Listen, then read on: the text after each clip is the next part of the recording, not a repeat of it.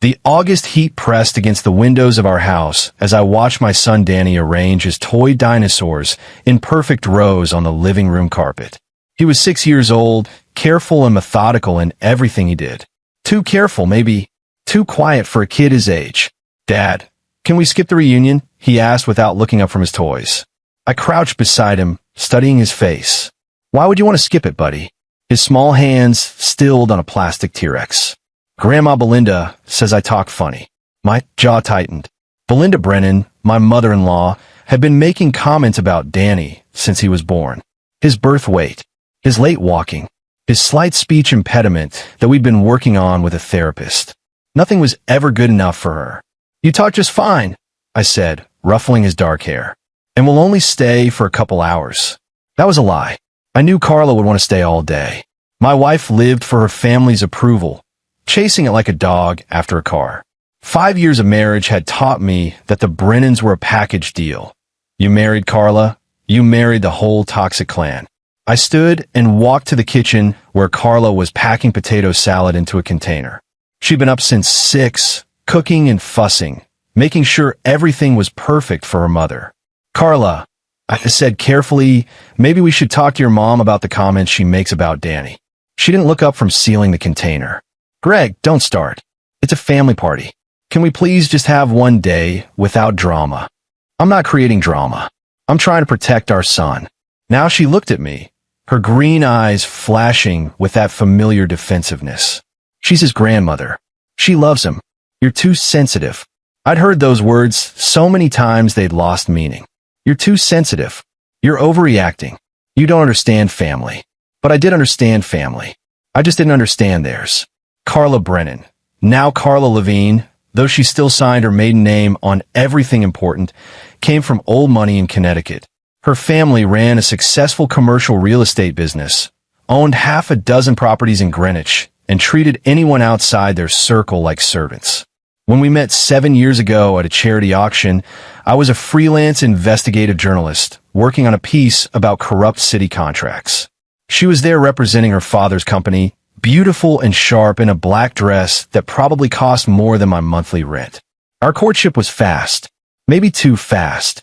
She liked that I was different from the country club boys she'd grown up with.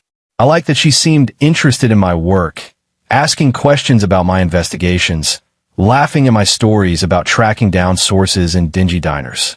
Her family hated me from day one. Oscar Brennan, her father, looked at me like I was something he'd scraped off his Italian leather shoe. "A journalist," he'd said at our first dinner, the word dripping with disdain. How noble. Belinda had been worse. Sweet to my face, poison behind my back. I'd overheard her on the phone once, telling someone I was acceptable for now and that Carla will come to her senses. When Danny was born, the criticism intensified. He was too small at birth. He cried too much. His eyes were too dark, like mine, instead of the Brennan blue. Carla absorbed every comment like gospel, second-guessing every parenting decision I made. But I stayed quiet. I documented. That was my training kicking in. Years of investigating corruption and corporate malfeasance had taught me patience. Watch, record, wait for the pattern to emerge. And there was a pattern. "Come on," Carla said, grabbing her purse. "We're going to be late." The Brennan estate sat on 4 acres of manicured lawn in Greenwich, a sprawling colonial with white columns and black shutters. Cars lined the circular driveway. Mercedes, BMWs, a Porsche that belonged to Carla's brother Sean. Old money on display. Danny's hand tightened in mine as we approached the back garden where 50 relatives had gathered. Long tables covered with white linens, catered food, waiters circulating with drinks. The Brennans didn't do casual barbecues. Gregory. Belinda appeared from the crowd, tall and elegant in a cream pantsuit, her silver hair styled perfectly. She air-kissed both my cheeks, her perfume overwhelming. "How lovely you could make it.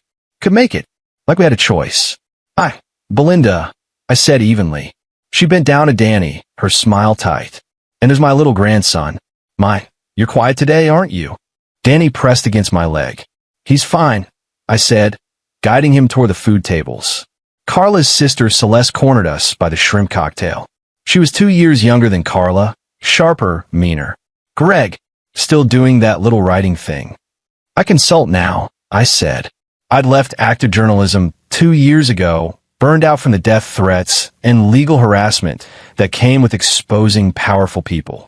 Now I helped law firms and corporations with opposition research. It paid better and kept me home with Danny Moore. Consulting, Celeste repeated with a smirk.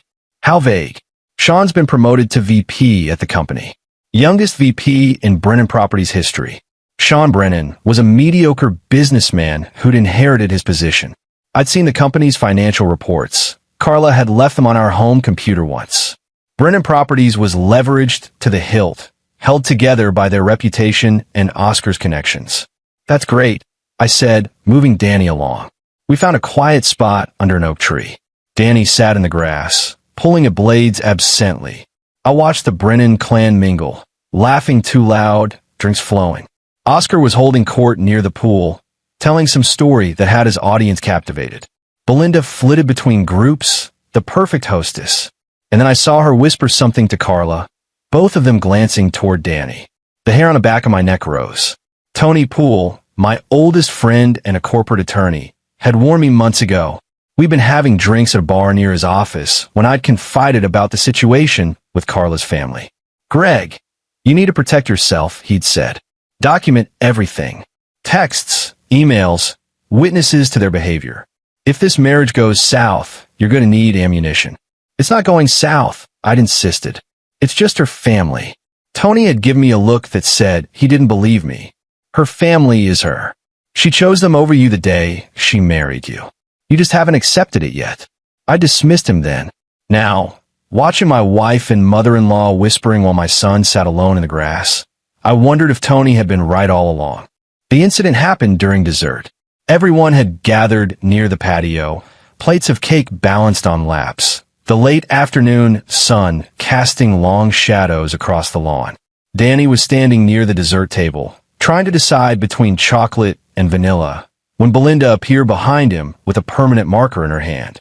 I was 20 feet away, talking to Oscar's business partner about nothing important, when I heard the gasp ripple through the crowd. I turned. Belinda had gripped Danny's shoulder, holding him in place, and had written in bold, black letters across his forehead, "Unwanted." Time seemed to stop. Danny stood frozen, his eyes wide and confused. He couldn't see what she'd written, but he could feel the weight of 50 pairs of eyes on him. Some relatives had their hands over their mouths. Others were smirking. A few were nodding, like this was somehow appropriate. "So everyone knows what he is," Belinda announced loudly, stepping back to admire her work.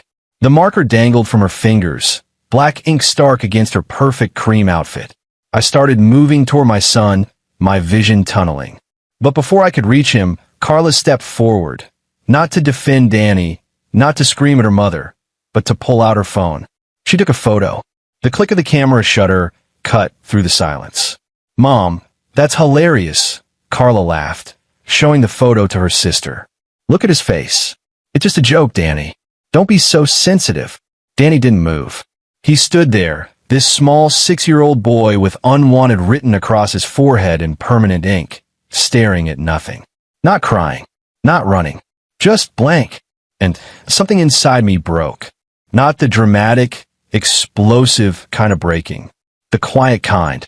The kind that changes the molecular structure of who you are. I walked across that perfect lawn, my footsteps steady, and knelt in front of my son.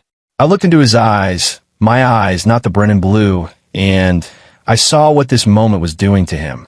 What would do to him if I let it stand? "It's the right time," I said quietly, just for him. Danny blinked.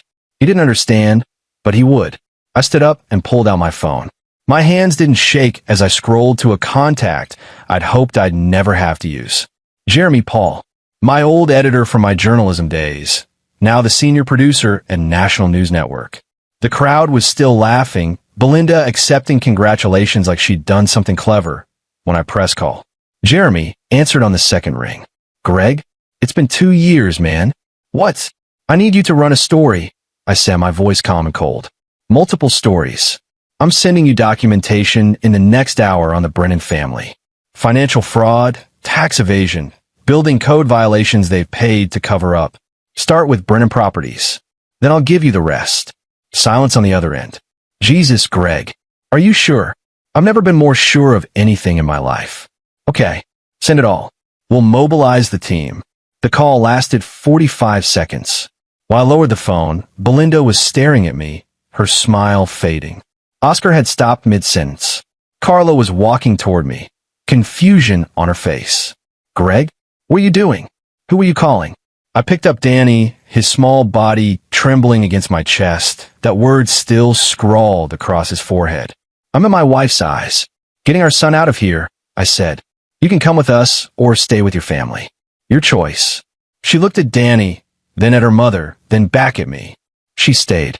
I walked through that crowd of 50 relatives, carrying my son, and not one person tried to stop me. They were still laughing, still treating it like a joke, completely unaware that the call I'd just made would unravel every carefully constructed lie the Brennan family had built over 3 generations. The fallout would last 3 years. But that night, as I sat in Danny's room scrubbing permanent marker off his forehead with rubbing alcohol while he finally cried, I only cared about one thing. I had chosen my son, and I would make them all pay for making him feel unwanted. The documentation I've been quietly collecting for 18 months filled 3 external hard drives and 17 cloud folders. Every suspicious conversation I'd overheard at family dinners. Every financial document Carla had carelessly left open on our shared computer. Every text message where Belinda had said something cruel about Danny that Carla had screenshotted and sent to her siblings with laughing emojis. I worked through the night while Danny slept fitfully in his bed, organizing files and creating a comprehensive narrative that Jeremy's investigation team could follow. By 4 a.m., I'd uploaded everything to a secure server and sent Jeremy the access codes. My phone buzzed at 6 a.m. Jeremy calling. This is bigger than you told me, he said, his voice tight with excitement. Greg, the building code violations alone could bring criminal charges. And the tax stuff? If the IRS sees this. Make sure they do, I said. Your wife is going to know this came from you. I know. This is scorched earth. You understand that. I looked at Danny's closed bedroom door. Completely. Carla came home at 8. Smelling like her mother's perfume and wine. She found me in the kitchen, drinking coffee, already showered and dressed for war. We need to talk, she said, her voice sharp. Yes, we do. She sat across from me at the kitchen table, her arms crossed. You humiliated me yesterday. Walking out like that, making a scene.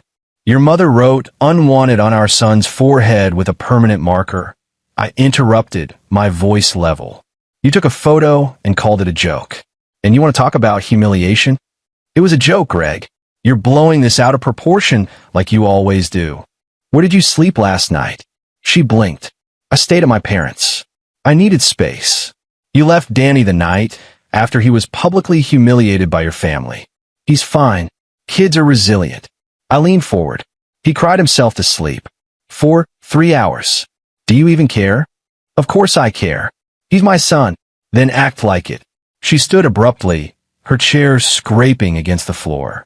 I'm done with this. I'm done with you always attacking my family. Maybe my mother had a point. Maybe you're not right for this family. Maybe you're right, I said quietly. Maybe I'm not. Her eyes widened slightly. She'd expected me to fight, to apologize, to back down like I had 100 times before. I filed for divorce. I continued. Tony is handling it. You'll be served papers by noon. I'm seeking full custody of Danny based on documented evidence of emotional abuse and neglect from you and your family. The color drained from her face.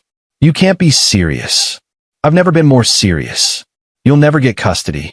My father has the best lawyers in Connecticut. Your father is about to be investigated by federal authorities for financial crimes spanning a decade. Your mother is about to be named in multiple building code violation complaints. And you, Carla, are about to be exposed as complicit in the emotional abuse of your own child. I have 17 months of documentation. Text messages where you mocked Danny to your siblings. Photos you took of him crying that you sent to your family with laughing emojis. Voicemails from your mother calling him defective that you never defended him against. She was shaking now. Where? How did you? I'm an investigative journalist. Carla, it's what I do. Or, did you forget that when you were leaving your computer unlocked and your phone on the counter? This is insane. You've lost your mind. Get out of my house. It's our house, not according to the deed. I purchased this property 3 years ago in my name only. You signed a prenup, remember? One your father's lawyers drafted to protect the Brennan assets. It works both ways. I'd spent the last year quietly disentangling our finances, moving assets, preparing for this exact moment. Tony had helped me, setting up trusts and protections that even Oscar's expensive attorneys wouldn't see coming. Carla stood there, stunned, as the reality of her situation finally penetrated. You've been planning this. I've been protecting my son. There's a difference. She grabbed her purse and headed for the door, then turned back. You're going to regret this. My family will destroy you. No, I said, I'm going to destroy them. Tell your mother the first story runs tonight at 7. She'll want to watch. Jeremy's story aired on the national news that evening, a 12-minute investigative piece titled Connecticut Real Estate Empire Built on Fraud. The footage was devastating. Interviews with contractors who'd been pressured to falsify inspection reports, tenants who'd lived in buildings with code violations, former Brennan Properties employees who detailed systematic tax fraud. Oscar Brennan's face filled the screen as a reporter ambushed him outside his office. No comment. He kept repeating his usual polish cracking. The story went viral within hours. By midnight, the IRS had announced an investigation. By morning, the Connecticut Attorney General's office had opened a criminal inquiry. I watched it all from my living room, Danny asleep upstairs, unaware that his father had just detonated a bomb under his entire maternal family. Tony came by around 10 with a bottle of scotch. You really did it, he said, pouring us both generous glasses. The legal community is buzzing. Oscar's lawyers are scrambling. Good. Carla filed a countersuit this afternoon. She's claiming you're an unfit parent, that you've been neglecting Danny, that you're mentally unstable. I'd expected that. What's her evidence? None. It's desperation. But Greg, you need to be prepared. She's going to play the victim. Rich, beautiful woman abandoned by her unstable husband. Some people will buy it. Let them. I have the truth. Tony studied me over his glass. You've changed. The Greg I knew 2 years ago wouldn't have done this. The Greg from 2 years ago hadn't watched his son soul break in front of 50 people while his mother took photos. We sat in silence for a moment. There's more coming, isn't there? Tony asked. Much more. The second wave hit 3 days later. A detailed expose on Belinda Brennan's charitable foundation, a tax shelter that funneled money to family members disguised as consulting fees. Jeremy's team had traced every transaction, interviewed employees who'd been forced to sign fake timesheets, documented the luxurious charity events that were really family vacations. Belinda's carefully cultivated image as a philanthropist crumbled overnight. The society pages that had once fawned over her now ran correction articles. Charity boards began quietly removing her name. Sean Brennan, the Golden Boy VP, was implicated in a kickback scheme with contractors. His promotion wasn't merit. It was payment for helping hide the family's fraud. He resigned within 48 hours of the story breaking. Celeste, who'd always been so smug about the family name, was revealed to be living on a trust fund built on stolen money. Her social circle evaporated like morning mist. But I wasn't done. I'd saved the worst for Carla. The custody battle began in earnest 3 weeks after I'd filed for divorce. Carla showed up to the first hearing in a demure dress, her hair pulled back, playing the role of concerned mother. Her lawyers painted me as unstable, vindictive, using my son as a weapon against his mother's family. I let them talk. Then Tony presented our evidence. Text messages where Carla had called Danny exhausting and a mistake. Photos she'd shared in the family group chat mocking his speech therapy. A video, one I'd secretly recorded, of her telling her mother that she'd only agreed to have a baby to keep Greg happy and that she regretted it sometimes. The judge's expression darkened with each piece of evidence. But the final blow was the recording from the family reunion itself. I've been wearing a small audio recorder, a habit from my journalism days. The judge listened to the entire incident, Belinda's cruel words, the crowd's laughter, Carla's voice calling it hilarious. And then Danny's quiet sob that only I had been close enough to hear. The courtroom was silent when the recording ended. Mrs. Levine, the judge said, her voice like ice, "Do you have anything to say for yourself?" Carla's lawyers whispered urgently to her. She looked at me, her eyes filled with something between hatred and disbelief, then back at the judge. "It was taken out of context," she managed. "Context," the judge repeated. "I see. I'm granting Mr. Levine temporary full custody, pending a full psychological evaluation of both parents. Mrs. Levine, you will be allowed supervised visitation only. This hearing is adjourned." Carla's scream of protest followed me out of the courtroom. The dominoes continued to fall throughout the summer. Oscar was indicted on 14 counts of fraud. Belinda faced criminal charges for her foundation scam. Sean was sued by his former company. Celeste's husband filed for divorce, not wanting to be associated with the Brennan name anymore. But the real punishment was social. The Greenwich community that had once celebrated the Brennans now shunned them. Country club memberships were revoked. Charity boards removed their names. Friends stopped returning calls. I watched it all unfold with the cold satisfaction of someone who'd spent years being made to feel inadequate, finally proving that he'd been the only decent person in the room all along. Danny started to heal. We found a new therapist, Dr. Sarah Chun, who specialized in childhood trauma. Slowly, my son began to smile again. His speech improved. He started playing with other kids at the park instead of sitting alone. "He's resilient," Dr. Chun told me during one of our private sessions. "But he'll remember this. Make sure he remembers that you protected him." That's all I ever wanted to do. Carla's supervised visits were awkward, tense affairs. She'd show up with expensive toys, trying to buy his affection, but Danny would barely look at her. The betrayal was too fresh, too deep. "Why didn't you help me, Mom?" he asked her during one visit, his voice small and devastating.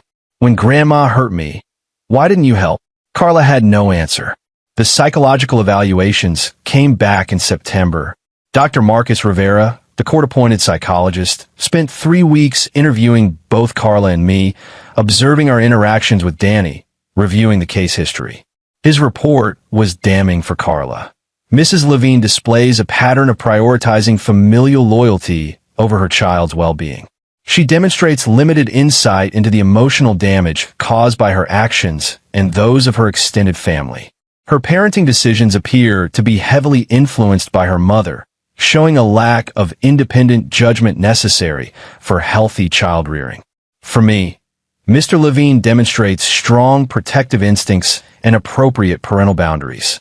He has prioritized his son's emotional safety and well-being, even at significant personal cost. He shows insight into the trauma his son experienced and has taken active steps to facilitate healing. The final custody hearing was in October. The Brennan family showed up in force. Oscar out on bail, Belinda wearing her victimhood like armor, Sean and Celeste flanking their sister. They thought their money and connections could still turn the tide. They were wrong. Judge Martha Reynolds read through the evaluations, the evidence, the testimony of Danny's therapist.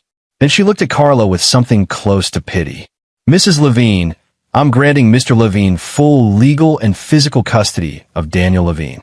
You will be allowed visitation, supervised for the first 6 months, then unsupervised, pending successful completion of a parenting course and family therapy.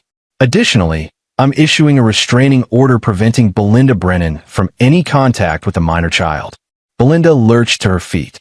"You can't do that. He's my grandson." "Mrs. Brennan, I can and I have. Your actions at the family gathering constituted emotional abuse. You will have no contact with this child until such time as you complete a court-mandated therapy program and receive written approval from a court. If you violate this order, you will be held in contempt." Belinda's face twisted with rage, but Oscar pulled her back into her seat. The judge continued, "Furthermore, Mr. Levine's legal fees will be paid by Mrs. Levine as part of the divorce settlement. This case represents a clear pattern of one parent protecting a child while the other enabled abuse. The court will not reward such behavior." Carla was crying now, mascara running down her perfectly made-up face. But there was anger there too, directed at me. As if I was the villain in this story. As if I'd done something wrong by protecting our son. I felt nothing looking at her. The woman I'd married was gone, or maybe she'd never existed. Maybe I'd been in love with a carefully constructed image, the version of Carla that existed only when her family wasn't watching. Tony clapped me on the shoulder as we left the courtroom. "It's over, Greg. You won." "No," I said, looking back at the Brennan family huddled together like survivors of a shipwreck. "They lost. There's a difference." The divorce was finalized in November. Carla got a small settlement, much less than her father's lawyers had hoped for, and I got Danny. The house stayed mine. The car stayed mine. The life we built stayed mine. Because I'd built it. Not us. Me. The Brennan property's empire collapsed under the weight of investigations and lawsuits. Oscar took a plea deal, 5 years in federal prison for fraud. Belinda's foundation was dissolved, and she was sentenced to 2 years house arrest and 5 years probation. Sean lost his career in real estate. Celeste moved to California, trying to escape the name. And Carla? She moved back in with what was left of her family, a 34-year-old woman living in her childhood bedroom, visiting her son twice a week under the watchful eye of a court-appointed supervisor. But my revenge went deeper than their financial and legal troubles. I'd expose them to the one thing their money couldn't protect them from, the truth. Jeremy's reporting had won awards. The story of the Brennan family corruption became a cautionary tale taught in journalism schools. Their name became synonymous with entitled fraud. But I had one final card to play. The anonymous website appeared online in January, 3 years after the initial incident. Someone, not me, officially, had created a comprehensive archive of the Brennan family's misdeeds. Court documents, interview transcripts, financial records, all meticulously organized and searchable. But the homepage featured only one thing, the photo Carla had taken at the family reunion. Danny's face, unwanted written across his forehead, standing alone while 50 relatives watched and laughed. Below it, a single caption. This is what the Brennan family considered a joke. The website went viral. It was shared millions of times. News outlets picked it up. Influencers discussed it. The photo became a symbol of toxic family dynamics, of cruelty disguised as humor, of the moment when someone finally said enough. Carla called me, hysterical. "How could you? That's our son. You said you wanted to protect him, and you put his face all over the internet." "I didn't create the website," I said calmly. "But I'm not sorry it exists. The world deserves to know what you and your family are really like. You're a monster." "No, Carla. I'm a father. There's a difference." I hung up. The truth was, I hadn't created the website, but I'd given all the materials to Jeremy, who'd given them to a tech-savvy colleague, who'd given them to an anonymous source. Plausible deniability. A journalist's trick. The website stayed up. The Brennan name was permanently tainted. Every time someone Googled them, that photo appeared. Every job application, every social interaction, every attempt to rebuild, that image of cruelty would be waiting. Danny turned 9 in March of the 3rd year. We celebrated at our house, the house that was truly ours now, with his friends from school, his soccer teammates, kids who liked him for who he was. No Brennans were invited. Carla came for her scheduled visit the next day, bringing an expensive remote control car that Danny thanked her for politely, but showed no real interest in. They sat in our backyard, the supervisor watching from a distance, and tried to have a conversation. "How was your party?" Carla asked. "Good. What did you wish for when you blew out your candles?" Danny looked at her with those dark eyes, my eyes, and said, "That you'd understand why Dad left you." Carla flinched. "Danny, that's not fair." "You took a picture," he said quietly. "When Grandma hurt me, you took a picture and laughed." "What?" She had no answer. She never had an answer. Danny stood up. "I have homework. Can we be done now?" The supervisor nodded, and Danny walked back into the house without looking back at his mother. Carla sat in the yard for a long time after that, crying. I watched from the kitchen window, feeling nothing. No triumph. No satisfaction. Just a quiet certainty that I'd done the right thing. She'd chosen her family over our son. Now she had to live with that choice. The 3-year mark arrived in August. The anniversary of the incident. I'd taken Danny camping in Vermont, far from Connecticut and the memories. We hiked, fished, roasted marshmallows, and talked about everything except the Brennans. On our last night, sitting by the campfire, Danny asked, "Dad, do you think Mom will ever understand?" I consider the question carefully. I think your mom loves you, buddy, but she loves the idea of her family more. Some people never learn to choose differently. But you chose me. Every time. Without question. He smiled. That beautiful smile that had been missing for so long after the reunion. I'm glad you're my dad. I'm glad you're my son. We sat in comfortable silence, watching the fire burn down to embers. Danny fell asleep against my shoulder, trusting and safe. I thought about the phone call I'd made 3 years ago. 45 seconds that had changed everything. The call that had destroyed a family empire, ended a marriage, and set in motion a cascade of consequences that was still reverberating through Connecticut society. Some people might call it extreme, vindictive, overkill, but they hadn't seen Danny's face that day. They hadn't heard him cry himself to sleep. They hadn't watched a 6-year-old boy learn that his own mother valued her family's approval more than his dignity. The Brennans had thought they were untouchable, that their money and connections would protect them, that a nobody like me, just a journalist, just an outsider, couldn't hurt them. They'd been wrong. The final chapter came in the form of a letter delivered to my office 5 weeks later. It was from Oscar Brennan, written from federal prison. Gregory, I'm not writing to apologize or to ask for forgiveness. I'm writing because I want you to know that I finally understand. You weren't the problem. We were. Belinda and I built an empire on lies and shortcuts. We raised our children to value the Brennan name above everything else. Integrity, compassion, even their own children. We taught Carla that family loyalty meant blind obedience. And when she had a son, she taught him the same lesson we taught her. Until you showed her there was another way. I lost everything. My business, my freedom, my reputation. But the worst loss is knowing that I destroyed my relationship with my grandson because I couldn't see past my own arrogance. Danny will grow up without knowing me, and that's my punishment. A punishment I earned. You protected your son when we failed him. For that, I respect you. It's the only thing about this entire catastrophe that I can respect. Oscar Brennan. I read the letter twice, then filed it away. Not as vindication. Not as victory. Just as a record of what happened when someone finally stood up to the Brennan family machine. Danny came home from school that afternoon, dropped his backpack by the door, and immediately started telling me about a science project he was working on. His speech was clear now. His confidence had returned. He had friends, hobbies, a life that didn't revolve around pleasing impossible-to-please grandparents. He was wanted, and I had made sure he knew it. Carla continued her visits, trying to rebuild a relationship that might never be fully repaired. Sometimes I felt sorry for her. But then I'd remember the photo, the laughter, the choice she'd made to prioritize her mother's cruelty over her son's well-being. Some bridges, once burned, can't be rebuilt. On the anniversary of the final custody ruling, Tony took me out for drinks. We sat at the same bar where he'd warned me years ago to protect myself. "You did it," he said, raising his glass. "You took down an entire family empire and got your son back. How does it feel?" I thought about the question. How did it feel?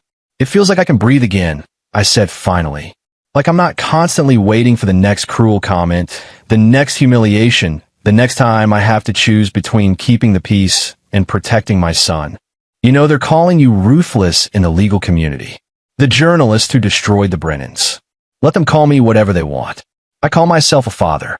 Tony smiled. To being a father, then? We clinked glasses. The fallout had lasted 3 years, just like I'd known it would. 3 years of investigations, trials, appeals, custody battles, and social destruction. 3 years of watching the Brennan empire crumble piece by piece. But the real timeline was different. The real change had happened in 45 seconds. The length of a phone call. The moment I decided that my son's well-being mattered more than my marriage, my comfort, or my fear of what came next. Everything after that was just consequences playing out in slow motion. Danny is 12 now. He's on a soccer team, gets good grades, and has a core group of friends who come over to play video games on weekends. He still sees his mother, though their relationship is strained and formal. He asks about the Brennans sometimes, but only in the abstract way you'd ask about distant relatives you barely remember. The permanent marker came off his forehead after a week of scrubbing and special cleaners. But the mark it left on his psyche took years to fade. Dr. Chun says he's resilient, that he'll be okay, that having at least one parent who chose him unconditionally gave him a foundation to build on. I hope she's right. The website still exists, though I stopped checking it long ago. The Brennan name remains synonymous with corruption and cruelty. Oscar serves his sentence. Belinda complies with her probation, isolated and bitter. Sean works a mediocre job in Boston. Celeste remarried under her new husband's name. And Carla? She's tried to rebuild, taking the parenting classes, attending therapy, showing up for her visits with Danny. But there's a sadness in her eyes now, a recognition of what she lost when she chose her mother over her son. Some lessons come too late. As for me, I went back to journalism. Freelance work mostly, exposing corruption and protecting people who can't protect themselves. I'm good at it. Years of watching the Brennans operate taught me every trick in the book. And I sleep well at night, because when my son looks at me, he sees someone who protected him, someone who chose him, someone who stood between him and the people who wanted to make him feel unwanted. He sees his father, and that's all I ever wanted to be. The 45-second phone call changed everything. But really, it was just the beginning of the rest of our lives. Lives where we don't apologize for demanding basic human decency. Lives where cruelty dressed up as humor gets called out and punished. Lives where a child knows, beyond any doubt, that he is wanted. 3 years of fallout for 45 seconds of choice. I'd make that call again in a heartbeat. Every single time. And there you have it. Another story comes to an end. What did you think? I'd love to hear your thoughts in the comments below. If you enjoy this story, consider joining our community by subscribing. It means the world to us. For more stories like this one, check out the recommended videos on screen. And I'll see you there.